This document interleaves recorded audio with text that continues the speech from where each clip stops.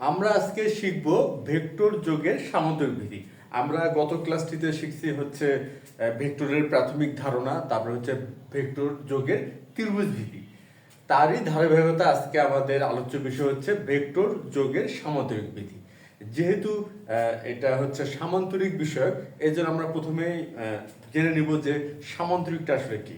সামান্তরিকটা হচ্ছে এমন এক ধরনের চতুর্ভুজ যার বিপরীত বাহুগুলো সমান এবং সমান্তরাল, আর কোনো কোণই এক সমকোণ হবে না। তাহলে সামুদ্রিকটা কি দাঁড়ালো? এমন একটি চতুর্ভুজ যার বিপরীত বাহুগুলো সমান এবং সমান্তরাল, সেটাই হচ্ছে সামান্তরিক। তাহলে বিষয়টা আমরা এখন একটু চিত্রের সাহায্যে দেখে নিই যে সামান্তরিকটা আসলে কেমন হয়। এরপর আমরা ভেক্টর যোগের সামান্তরিক বিধিটা শিখব। আচ্ছা, সামান্তরিক। তাহলে সামান্তরিক হচ্ছে এমন এক ধরনের চতুর্ভুজ যার বিপরীত বাহুগুলো সমান এবং সমান্তরাল। তাহলে এ বি সি ডি, আমরা ধরে নিচ্ছি যে এবিসিডি একটি সামান্তরিক যার বিপরীত বাহু অর্থাৎ এবি এবং সিডি সমান, আর এডি এবং বিসি এটা হচ্ছে সমান, বিপরীত বাহুগুলো সমান এবং সমান্তরাল। কথাটার মানে হচ্ছে যে এবি সমান সিডি, তারপরে হচ্ছে এডি সমান বিসি, এবং এবি সমান্তরাল সিডি, আর হচ্ছে এডি সমান্তরাল হচ্ছে বিসি। বিষয়টা কি দাঁড়ালো যে এবিসিডি এমন এক ধরনের চতুর্ভুজ যার বিপরীত বাহু দ্বয় সমান এবং সমান্তরাল, এটা হচ্ছে সামান্তরিক। এখন আমরা দেখব হচ্ছে ভেক্টর যোগের সামান্তরিক বিধি।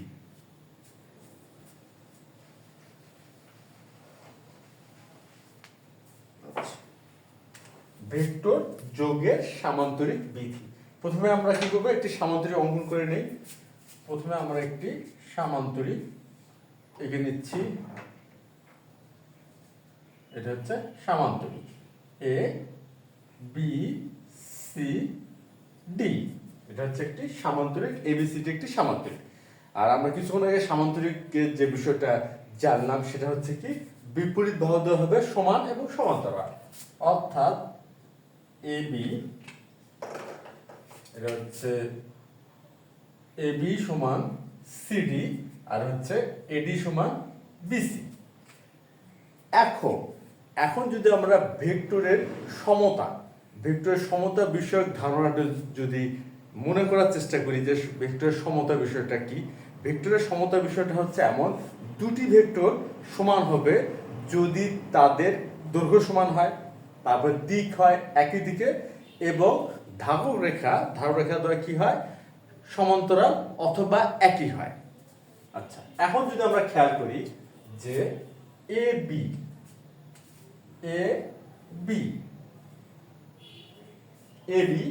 আর হচ্ছে সিডি, তাহলে কি সমান? আমরা কিছু আগে জানলাম এবি এবং সিডি সমান। এরপর হচ্ছে এবি সমান্তরাল সিডি, তার মানে কি হচ্ছে এবি আর সিডি সমান, আর এবি এবং সিডি সমান্তরাল। এখন যদি আমরা এবি এবং সিডি দ্বারা কোনো ভেক্টরকে বুঝাই, এবি এবং সিডি দ্বারা, অর্থাৎ সাপোজ এবি এ থেকে বি এর দিকে, তাহলে এ থেকে যদি বি এর দিকে হয় তাহলে সিডি কি হবে, সিডি বা ডিসি হবে। আচ্ছা, এখানে আমরা বুঝাচ্ছি ডিসি, এটা আমরা ধারণাটা আগে বোঝার চেষ্টা করতেছি যে এবি এবং ডিসি। খেয়াল করি এ থেকে বি এর দিকটা এবং ডি থেকে সি এর দিকে এই দিকটা, এখন এই দিক দুটা একই দিক। এখন ভেক্টরের সমতা এখানে যদি আমরা দাঁড় করার চেষ্টা করি, ভেক্টরের সমতা যে ধারণাটা আমাদের আছে সেই বিষয়টা যদি এখানে আমরা খেয়াল করি, তাহলে কিন্তু আমরা বলতে পারবো যে এবি আর সিডি সমান, অর্থাৎ এবি এবং ডিসি এর ধারক রেখা এবি এবং সিডি, যেটা কিনা সমান। তারপরে হচ্ছে ধারক রেখা দ্বয় এবি এবং সিডি হলো সমান্তরাল, এবং দিক হচ্ছে এবি এবং ডিসি দিক হচ্ছে একই। সুতরাং আমরা কিন্তু এখানে লিখতেই পারি যে এবি সমান ডিসি। আমরা কিন্তু ভেক্টরের সমতা অনুসারে আমরা এটা লিখতে পারি এবি সমান ডিসি। অনুরূপভাবে আমরা লিখতে পারবো যে এডি অর্থাৎ এ থেকে ডি এর দিকে, তাহলে বি থেকে সি এর দিক একই হচ্ছে, এডি সমান বি সি।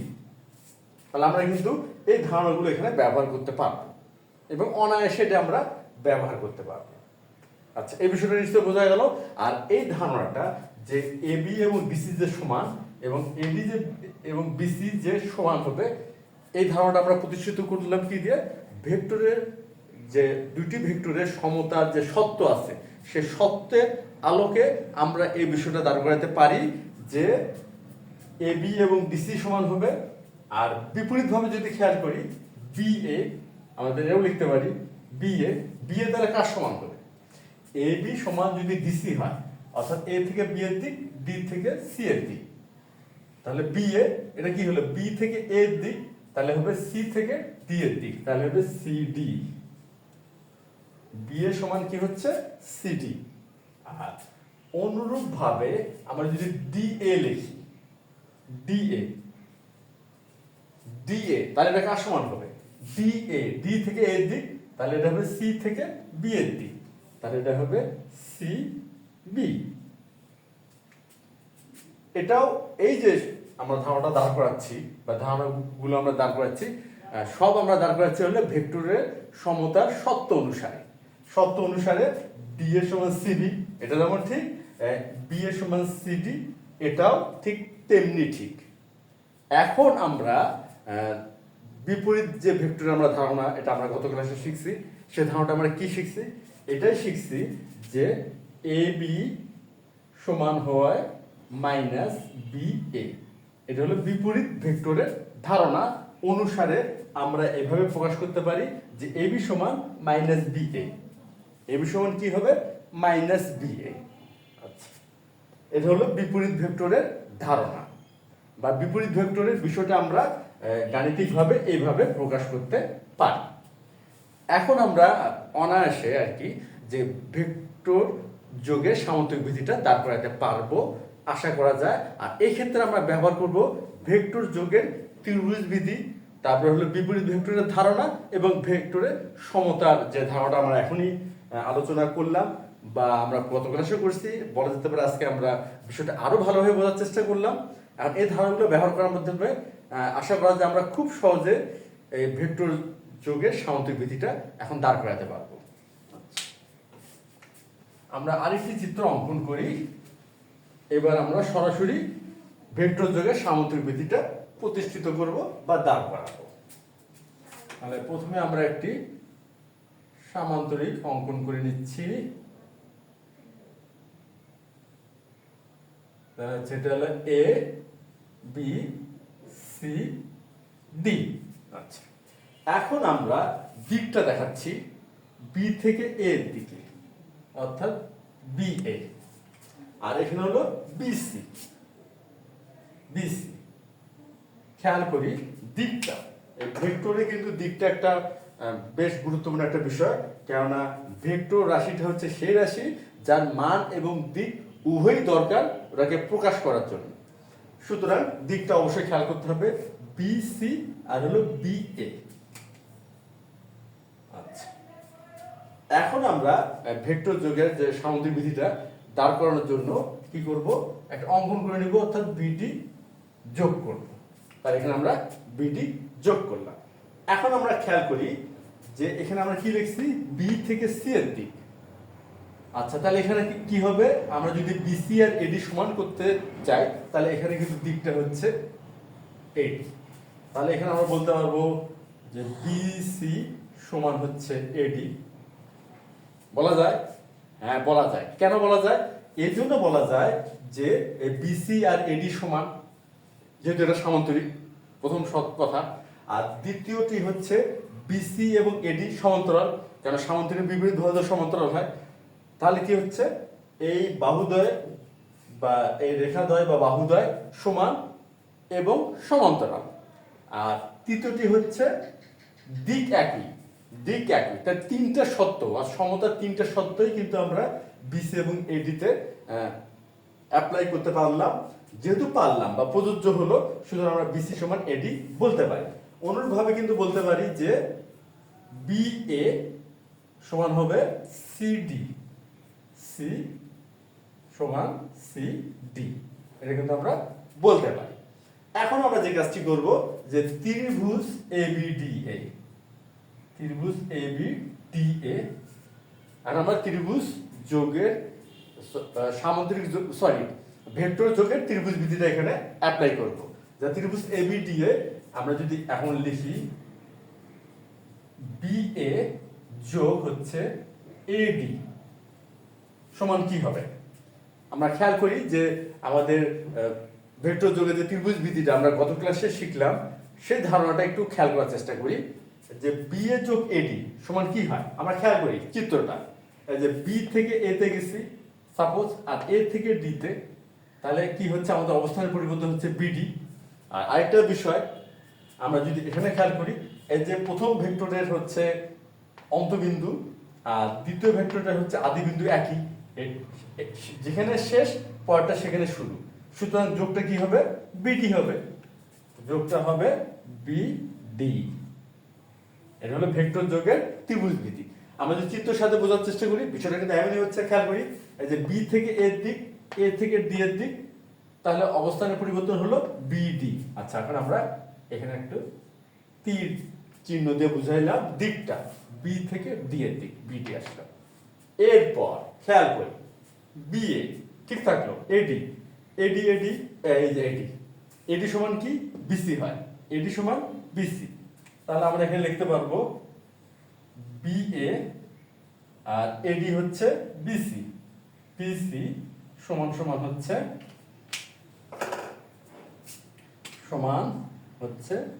বিডি। তাহলে বিএ যোগ বিসি সমান সমান হচ্ছে বিডি। এখন খেয়াল করি, আচ্ছা এই বিষয়টা আরেকটু ভালো করে লিখি, বিএ যোগ বিসি সমান সমান কি বিডি। এটা এখন আমরা খেয়াল করবো। আমাদের মনে হয় সামুদ্রিক ভেক্টর যোগের সামুদ্রিক বিধি, এই বিষয়টা কিন্তু এখানে দাঁড়ায় গেছে। বিষয়টা কি, এই যে যদি এই যে বিএ এবং বিসি অর্থাৎ এই দুইটি ভেক্টরের, বিএ ভেক্টর এবং বিসি ভেক্টরের সমষ্টি কি হচ্ছে, বিএ ভেক্টর এবং বিসি ভেক্টরের ধারক রেখা দ্বয় যে বিন্দুতে মিলিত হয়েছে ওই মিলিত বিন্দুতে যে অঙ্কিত কর্ণ বরাবর হবে, এই যে বিডি। খেয়াল করি যে বিএ বিসি সমান কি হচ্ছে বিডি। এখন এখানে কিন্তু খেয়াল করতে হবে এই দিকটা, বি থেকে এ এর দিকে, বি থেকে সি এর দিকে, এমন হলে এদের যোগফল কি হচ্ছে বিডি হচ্ছে। অর্থাৎ কোন কর্ণ বরাবর, যে কর্ণটা হচ্ছে এই যে বিএ ভেক্টর এবং বিসি ভেক্টরের মিলিত বিন্দু তে উৎপন্ন হয়েছে বা অঙ্কিত হয়েছে, ওই কর্ণটাই হচ্ছে এই ভেক্টরদ্বয়ের সমষ্টি, ভেক্টরদ্বয়ের সমষ্টি বা লব্ধি। এই যে ভেক্টরের সমষ্টিকে বলা হয় ভেক্টরের লব্ধি। ভেক্টরের সমষ্টি যেটা আমরা বলি সেটারই আরেকভাবে প্রকাশ করা হয় ভেক্টরের লব্ধি, ভেক্টরের লব্ধি, ভেক্টরের কি লব্ধি। তাহলে বিডি হচ্ছে বিএ এবং বিসি ভেক্টরের লব্ধি। তাহলে এটাই হচ্ছে ভেক্টর যোগের সামান্তরিক বিধি। এখন আমরা অন্য একটা সামুদ্রিক চিত্র অঙ্কন করব এবং সরাসরি ওখানে ভেক্টর যোগের সামুদ্রিক বিধিটা প্রয়োগ করা যায় কিনা সেটা বোঝার চেষ্টা করব বা খেয়াল করব।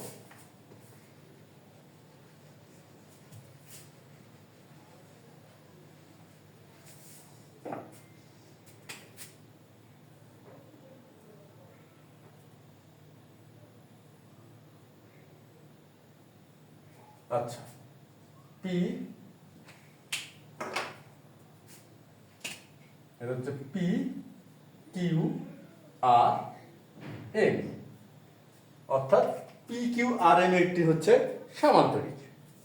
এখন হচ্ছে কিউপি, কিউ থেকে পি, আর হচ্ছে কিউ আর, কিউ থেকে আর যোগ করে দিলাম। এখন খেয়াল করি কিউপি যদি যোগ করি, কিউপি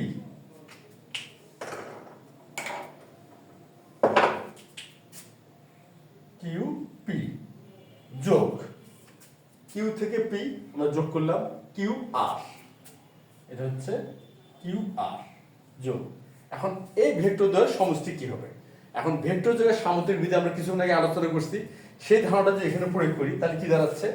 কিউ পি, খেয়াল করি কিউ পি, কিউ পি হলে এই ভেক্টরটি কিউ পি, তারপরে কিউ আর এদের মিলিত বিন্দু কিউ, কারণ কিউ তো উৎপন্ন বা অঙ্কিত কর্ণ কি কিউ এম, তাহলে Q P plus Q R এদের সমষ্টি কি হবে? ভেক্টর যোগের সামান্তরিক বিধি অনুসারে কিউ পি এবং কিউ আর এর সমষ্টি হবে বা লব্ধি হবে কিউ এম। আচ্ছা, লব্ধি বোঝানোর জন্য আমরা ডবল তীর ব্যবহার করলাম। কেন ব্যবহার করলাম? এটা যে লব্ধি, এটা জাস্ট বোঝানোর জন্য যে কিউ পি এবং কিউ আর এর সমষ্টি বা ভেক্টরের লব্ধি হচ্ছে কিউ এম। আচ্ছা, আমরা আরেকটি চিত্র অঙ্কন করে বিষয়টা আরো ভালো মতো বোঝার চেষ্টা করি। আরেকটি আমরা সামান্তরিক অঙ্কন করলাম। আচ্ছা, এখন আমরা এটা নামকরণ করি ই এফ জি এইচ, এটা আমরা করলাম ই এফ জি এইচ একটি সামান্তরিক। এখন এই ক্ষেত্রে আমরা ভেক্টর যোগের সামুদ্রিক বিধিটা এখানে প্রয়োগ করব। আচ্ছা, এখন আমরা দেখাচ্ছি যে যদি এমন হয় জি এফ তীর দিছি, তাহলে জি এফ, আর এখানে একটা তীর দিলাম জি এইচ। খেয়াল করি দিকটা, জি এফ অর্থাৎ জি থেকে এফ এর দিকে আর জি থেকে হলো এইচ এর দিকে। এখন কথা হলো আমরা যদি ভেক্টর দ্বয় যোগ করি, অর্থাৎ জি এফ প্লাস জি এইচ সমান কি হবে? এখন ভেক্টর যোগের সামুদ্রিক বিধিটা এখানে যদি আমরা অ্যাপ্লাই করি, সেক্ষেত্রে এদের সমষ্টি কি হবে? ভেক্টর দ্বয় জি এফ এবং জি এইচ। এখন আমরা খেয়াল করি যে এই ভেক্টর দ্বয়ের মিলিত বিন্দু কোনটি? মিলিত বিন্দু হচ্ছে জি, মিলিত বিন্দু জি।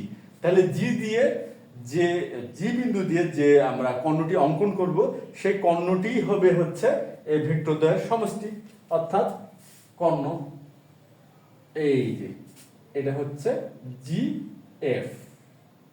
আমরা ডবল তীর দিচ্ছি লব্ধি বোঝানোর জন্য, তাহলে হচ্ছে জিই, সরি এখানে হবে জিই, আচ্ছা জিই। তাহলে এই কর্ণটাই হচ্ছে এই ভেক্টর দ্বয়ের সমষ্টি। আচ্ছা, তাহলে ব্যাপারটা কি দাঁড়ালো? এই যে জি এফ জি এইচ আর এই জি বিন্দু হচ্ছে এই ভেক্টর দ্বয়ের হচ্ছে সাধারণ বিন্দু। তাহলে এই জি বিন্দু দিয়ে আমরা কর্ণ কি পেলাম? জিই। তাহলে জিই হচ্ছে জিএফ এবং জিএইচ ভেক্টর দ্বয়ের সমষ্টি বা লব্ধি।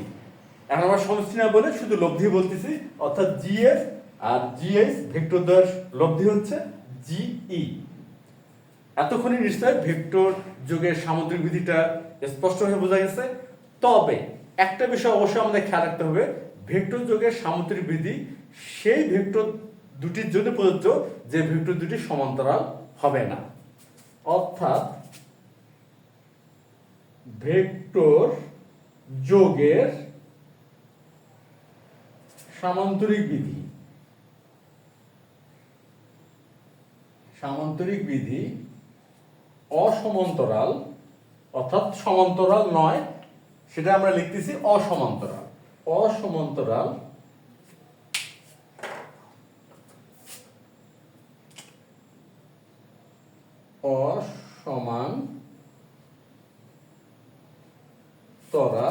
ভেক্টর দ্বয়ের জন্য প্রযোজ্য। ভেক্টর দ্বয়ের জন্য প্রযোজ্য। এটা অবশ্যই খেয়াল রাখতে হবে, ভেক্টর দ্বয় যদি সমান্তরাল হয় সেই ক্ষেত্রে সামান্তরিক বিধি প্রযোজ্য হবে না। অসমান্তরাল হলে, অর্থাৎ এমন দুটি ভেক্টর যারা সমান্তরাল নয়, অর্থাৎ পরস্পরকে ছেদ করছে, যেমন এই যে জি এফ আর জি এইচ এখানে ছেদ করলো জি বিন্দুতে, আর এখানে কিউ পি এবং কিউ আর ছেদ করলো হলো কিউ বিন্দুতে, বা মিলিত হইলো, হয় মিলিত বিন্দু বা ছেদ বিন্দু থাকবে, অর্থাৎ তারা সমান্তরাল হবে না। সেই সব ক্ষেত্রেই শুধুমাত্র আমরা ভেক্টর দ্বয়ের যোগের ক্ষেত্রে এই সামুদ্রিক ভিত্তিটা প্রয়োগ করতে পারবো বা প্রযোজ্য হবে। কখনোই আমরা এমন ক্ষেত্রে প্রয়োগ করব না যে ক্ষেত্রে ভেক্টর দ্বয় হবে সমান্তরাল। অবশ্যই এটা আমাদের খেয়াল রাখতে হবে। তাহলে এই তো গেল আমাদের ভেক্টর যোগের সামান্তরিক বিধি। আর এখন আমরা শিখব হচ্ছে ভেক্টরের বিয়োগ, অর্থাৎ ভেক্টরের বিয়োগ সম্বন্ধে এখন আমরা একটা ধারণা নিব এবং সেক্ষেত্রে আমরা এই ভেক্টর যোগের সামান্তরিক বিধিটাও প্রয়োগ করব। আচ্ছা, তাহলে এখন আমাদের আলোচ্য বিষয় হবে ভেক্টরের বিয়োগ।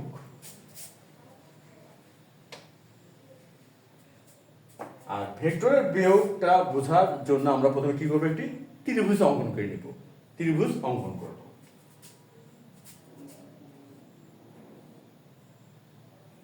আচ্ছা, এটা হলো এ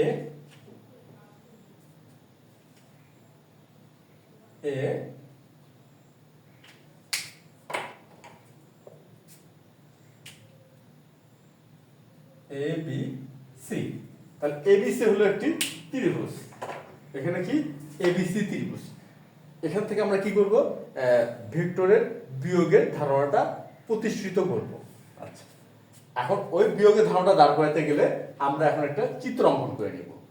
আর সেটা কি হবে, যেমন সি এ কে আমরা বর্ধিত করি। আচ্ছা, সি এ কে বর্ধিত করলাম, কি করলাম, সি এ কে বর্ধিত করলাম। এই যে সি এ কে বর্ধিত করলাম ডি পর্যন্ত, যেন সি এ সমান এডি হয়। আমরা কি করলাম, এই সি এ কে বর্ধিত করলাম ডি পর্যন্ত, যেন সি এ সমান এডি হয়। কি হলো, সি এ সমান হচ্ছে এডি। এরপর আমরা কি করব, এরপর আমরা এই বি বিন্দু দিয়ে কি করব, এই যে সিডি এর সমান্তরাল একটি রেখা অঙ্কন করব। অর্থাৎ বি বিন্দুতে বা বি বিন্দু দিয়ে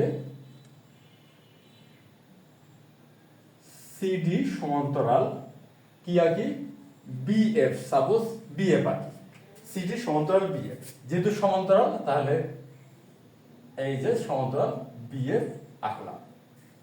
তাহলে কি করলাম, এই যে সিডি সমান্তরাল বিএফ আঁকলাম। আচ্ছা, সিডি সমান্তরাল বিএফ আঁকলাম। তারপর আমরা কি করব, আচ্ছা, এবং এখন আমরা কি করব, এডি এর সমান করে কেটে নেব, এডি এর সমান করে। আচ্ছা, তাহলে এডি, এখানে এডি সমান করে বিই কেটে নিলাম। তাহলে এডি এর সমান করে বিই কি করলাম, কেটে নিলাম। এখন এডি সমান বিই নেই, তাহলে এডি সমান কি করলাম, বিই নিলাম। তারপরে কি করব, এরপর ডিই যোগ করব, যোগ করি। এখন আমরা ডিই যোগ করলাম। তাহলে কি দাঁড়ালো, যে এডিইবি একটি সামান্তরিক হলো। কারণটা কি, এই যে এডি আর বি হলো সমান এবং সমান্তরাল। সুতরাং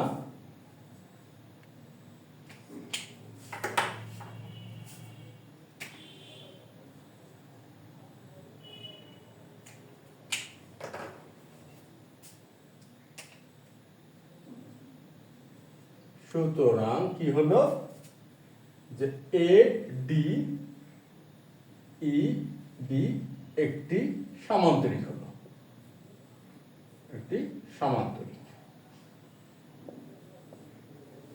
এই পর্যন্ত নিশ্চয় বোঝা গেল যে আমরা কি কি করলাম। প্রথমে এবিসি একটি ত্রিভুজ অঙ্কন করলাম, তারপরে সি এ কে ডি পর্যন্ত এমন ভাবে বর্ধিত করলাম যেন সি এ সমান হয় এডি। এরপর বি বিন্দুতে সিডি এর সমান্তরাল করলে বিএফ অঙ্কন করলাম। এরপর এডি এর সমান করে বিই কেটে নিলাম, তারপরে ডিই যোগ করলাম। সেক্ষেত্রে আমরা কি পেলাম, এডিইবি একটি সামান্তরিক পেলাম। আচ্ছা, এখন আমরা কি করব, এখন আমরা যে কাজটি করব সেটা হচ্ছে এই যে বিডিটা যোগ করব, বিডি না, এই যোগ করব। এখন এ ই যোগ করি। কি করলাম আমরা? এ ই যোগ করলাম। আচ্ছা, এ পর্যন্ত নিশ্চয় বোঝা গেল যে আমরা পর্যায়ক্রমিকভাবে চিত্রটা কিভাবে দাঁড় করাইলাম। আমরা কিন্তু এটা ধারাবাহিকভাবে এই চিত্রটার এই অবস্থাতে নিয়ে আসলাম বা এই ফরম্যাটে নিয়ে আসলাম, যাতে আমরা খুব সহজে এই ভেক্টরের বিয়োগের ধারণাটা এখানে দাঁড় করাইতে পারি। এখন আমরা মূল ক্যালকুলেশনটা শুরু করবো, অর্থাৎ ভেক্টরের বিয়োগের ধারণাটা এখানে দাঁড় করাবো। এখন কথা হচ্ছে যে এখানে একটা খেয়াল করি যে সিডি এবং বিই কিন্তু সমান্তরাল। কি হলো? সিডি সিডি সমান্তরাল হচ্ছে বিই। এটা কিন্তু আমরা বলতে পারি সিডি সমান্তরাল বিই। আচ্ছা, এখন আমরা এটা কিন্তু এইভাবে চিত্রটা অঙ্কন করে নিচ্ছি যে সিডি সমান্তরাল যদি বিএফ হয় আর বিই হচ্ছে বিএফ এর একটি অংশ, তাহলে আমরা বলতে পারবো সিডি সমান্তরাল বিই। এটা বললাম। এরপর আমরা দেখি সিএ সমান হচ্ছে এডি, তারপর আর এডি সমান হচ্ছে বিই, আর এডি সমান হচ্ছে বিই। সিএ সমান এডি আর এডি সমান বিই। তাহলে আমরা কি বলতে পারবো? যে বলতে পারি যে এডি সমান হচ্ছে বিই, এডি সমান, আচ্ছা, এডি সমান বি, এটা তো আমরা বলতে পারতেছি, কারণ এই যে বিটা আমরা কি করছি, এডি এর সমান করে কেটে নিচ্ছি, আর সি এটাও আমরা সি এর সমান করে কি করছি, এডি কেটে নিচ্ছি। এখন আমরা কি বলতে পারবো? যে এই যে দেখি এডি, এই যে এডি, তা সুতরাং সি এটাও এডির সমান আর বিই এটাও হচ্ছে এডির সমান। তাহলে অতএব বলতে পারবো সি এ সমান হচ্ছে বিই। সি এ সমান বিই এখন বলা যাচ্ছে, সি এ সমান বিই, আমরা কিন্তু এটা বলতে পারবো। আচ্ছা, সি এ সমান বিই। এরপর এখন কথা হচ্ছে যেহেতু সিডি সমান্তরাল বিই, সিডি সমান্তরাল বিই, তাহলে অতএব কি আমরা বলতে পারবো যে যে সি এ সমান্তরাল বিই, সি এ সমান্তরাল বিই। আমরা মনে হয় এই ধারণাগুলো পর্যায়ক্রমিকভাবে দাঁড় করাইতে পারি। যেহেতু এই সম্পূর্ণ যে রেখাংশটি সিডি সেটা সমান্তরাল হলো বিই এর, তাহলে সিডি এর যে কোনো অংশই বিই এর সমান্তরাল হবে, অর্থাৎ সি এর সমান্তরাল বিই হবে। এখন আমরা দেখি এই ধারণাগুলো একত্রিতভাবে খেয়াল করি। কি হবে? এই যে সি এ সমান বিই, আবার সি এর সমান্তরাল বিই, অর্থাৎ এখানে যে একটি চতুর্ভুজ পাওয়া যাচ্ছে এ ই বিসি, এটা কিন্তু আমরা চতুর্ভুজ পাইছি কি, এ ই বিসি, এবং এ ই বিসি এর চতুর্ভুজটির বিপরীত বাহু অর্থাৎ সি এ এবং বি সমান এবং সমান্তরাল। যেহেতু একটি চতুর্ভুজের বিপরীত বাহু সমান এবং সমান্তরাল, তাহলে আমরা এটাকে কি বলতে পারবো? এটাকে আমরা সামান্তরিক বলতে পারবো। অর্থাৎ এই বিসি একটি হলো সামান্তরিক, এটা হচ্ছে একটা সামান্তরিক আমরা বলতে পারবো। যেহেতু এই বিসি একটি সামান্তরিক, সুতরাং আমরা এই ক্ষেত্রে ভেক্টর যোগের সামান্তরিক বিধিটা এখানে প্রয়োগ করতে পারি। ভেক্টর যোগের সামান্তরিক বিধিটা এক্ষেত্রে আমরা কি করতে পারবো? প্রয়োগ করতে পারবো। এখন আমরা ঠিক তাই করব, এখানে আমরা ভেক্টর যোগের সামান্তরিক বিধিটা প্রয়োগ করব।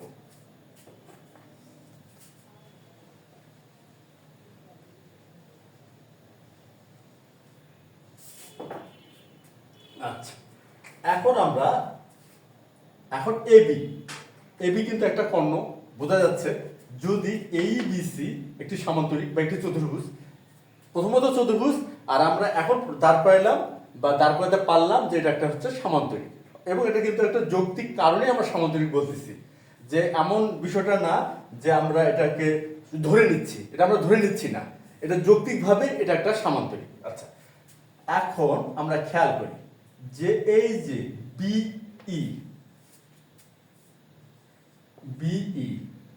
তীর দিলাম, বিই মানে ভেক্টর যোগের সামান্তরিক বিধিটা এখন আমরা প্রয়োগ করব। তাহলে বি থেকে ই এর দিকে, আর হলো যোগ বিসি, বিসি অর্থাৎ বি থেকে হচ্ছে সি এর দিক। আমরা কিন্তু দিকটা অবশ্যই খেয়াল করতেছি বা খেয়াল করতে হবে। তাহলে বি যোগ বিসি, এখন এই যে এই দুটি ভেক্টরের সমষ্টি কি হবে? এখন খেয়াল করি, বিই আর বিসি এর মিলিত বিন্দু কি? বি বিন্দু, আর বি বিন্দুতে অঙ্কিত কর্ণটি হচ্ছে বি এ। তাহলে এদের ভেক্টর যোগের সামন্তরিক বিধি অনুযায়ী আমাদের লব্ধিটা হবে, এই ভেক্টর দ্বয়ের লব্ধিটা হবে বি এ। এটা কি হচ্ছে? B A. তাহলে বি এ আমরা লব্ধিটা ডবল তিনটা বুঝাই। তাহলে এই যে খেয়াল করি, বিই, বিই যোগ বিসি, বিসি ইকুয়াল হচ্ছে বি এ। এটা কিন্তু ভেক্টর যোগের সামন্তরিক বিধিটা। এটা নিশ্চয় বোঝা গেছে। এখন আমরা এটা বুঝতে পারলাম। এখন আমরা পরবর্তী ধারণা চলে যেতে পারি, যেমন বিই, বি থেকে ই এর দিকে। আচ্ছা, বিই এবং সি এ, এই দুটি কি? সমান্তরাল এবং সমান, এবং দিক কিন্তু একই। এই যে বি থেকে ই এর দিক আর সি থেকে এ এর দিক। সুতরাং আমরা বিই এর স্থলে সি এ লিখতে পারি।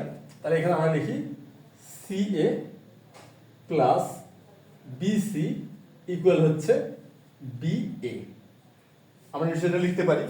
খেয়াল করি, অবশ্যই লেখা যাবে। এটা হলো ভেক্টরের সমতার যে সত্য আছে, সেই সত্য অনুসারে আমরা এই বিই স্থলে লিখতে পারবো সি এ, কেন বিই এবং সি এ ভেক্টরের সমতার সত্য অনুযায়ী সমান হবে। তাই লিখলাম। এখন আমরা কি করতে পারি? আচ্ছা, সি এ, সি এর বিপরীত ভেক্টর, সি এ বিপরীত ভেক্টর আমরা খেয়াল করি, সি এ সমান সমান হবে মাইনাস এসি। এটা হচ্ছে বিপরীত ভেক্টরের ধারণা। সি এ সমান সমান কি হবে? Minus AC. তাহলে সি এর স্থলে আমরা লিখি মাইনাস,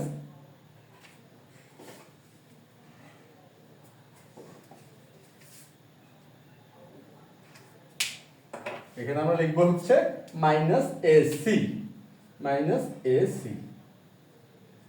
আর এখানে বিসি, এখানে কি আছে?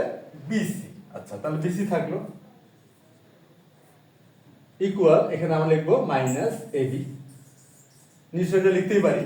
এই যে বি এ সমান হচ্ছে মাইনাস এবি। এখন আমরা এই মাইনাস এবি কে বাম পক্ষে নিয়ে আসি। তাহলে কি হবে? তাহলে হচ্ছে আমাদের প্লাস এবি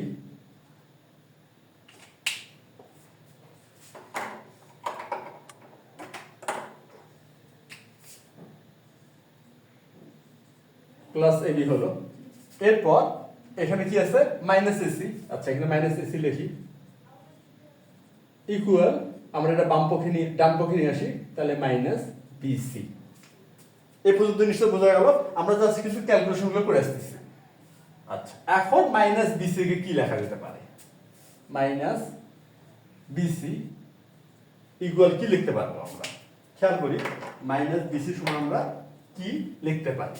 এটা আমরা লিখতে পারবো কি এইভাবে, যে মাইনাস, এখানে মাইনাস দিয়ে সিবি দিলাম, লেখা যাবে বিপরীত ভেক্টরের ধারণা অনুযায়ী। এই যে মাইনাস চিহ্নটা এখানে লিখলাম, আর বিসি স্থলে লিখলাম মাইনাস সিবি। তা সুতরাং হয়ে গেল প্লাস সি বি। অর্থাৎ এখানে অতএব লিখবো A B minus AC equal হচ্ছে প্লাস সি বি। আমরা খেয়াল করি, এই যে ভেক্টরের বিয়োগের ধারণা কিন্তু এখানে দাঁড়ায় গেছে।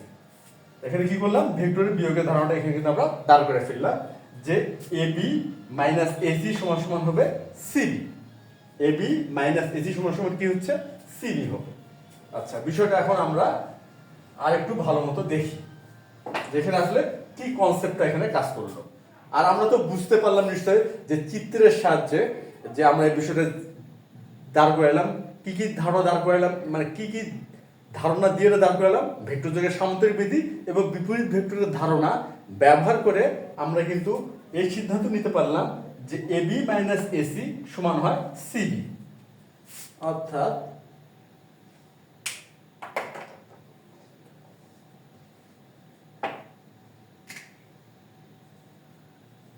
AB মাইনাস AC সমান সমান হবে CB। তাহলে বিষয়টা কি দাঁড়ালো?